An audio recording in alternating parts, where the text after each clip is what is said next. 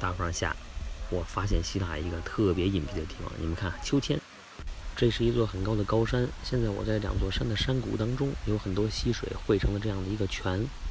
我顺着这个泉一直往前走呢，丛林深处走吧。大家跟我一起走吧。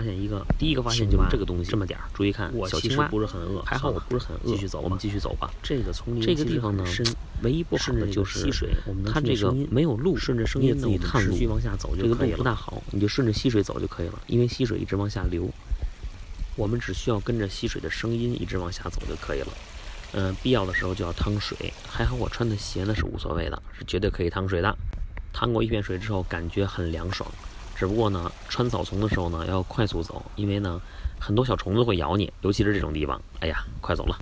时不时还需要这样弯着腰，经常弯着腰，因为有很多那种横着的树就把路给断开了，要么就钻过去，要么就跳过去。我决定还是钻吧，比较省事儿。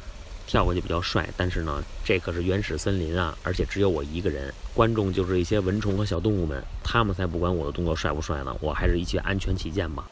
这个地方的溪水旁边都是水草，特别滑，站不稳就容易滑倒。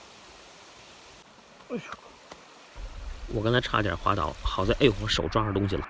我的左手要没抓住这个树根，我掉在这个树上，我就直接栽到溪水里面了。你们看看底下，我还一只手拿着手机，我怎么下去啊？我直接跳下去吧，等会儿啊。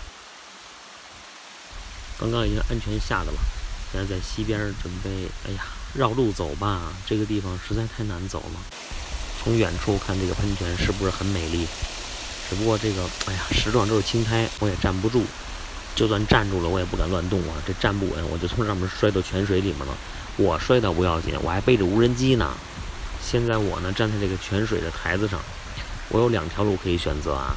第一条路呢，就是顺着这个石头。还有青苔石头啊，慢慢往下走，直到水底。第2条路是左边一个大石头，从石头上攀岩下去。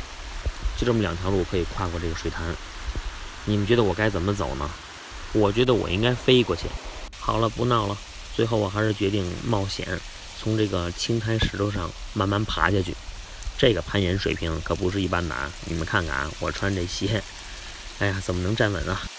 不过事实证明呢，我做到了，哈哈。现在就剩下最后一步了，抓着左边这一堆树枝直接下去，人猿泰山一样跳到草丛边。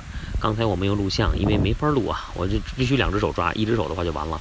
从这个角度看一下湖是不是很漂亮？我已经顺着那个树下来了，刚刚成功的翻越了这个岩石，而且从上面走过来，留个念。我再到草丛另外一头拍一段视频，这个景色更美吧？这个原始森林基本没有什么人啊，知道的人就不多呀。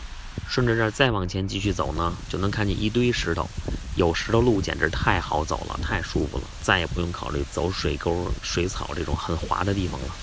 不过呢，这瀑布这是，它有石头，我也不知道该往哪走啊，这瀑布怎么办啊？我觉得我都来了，怎么着我也要下去游个泳吧。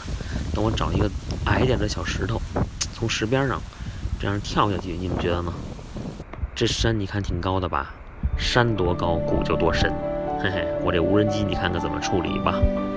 得了，我先扔一边，准备从那石潭上跳下去了。可惜呀，我这次来的时候准备特别不充分，我连泳镜都没带，你说说。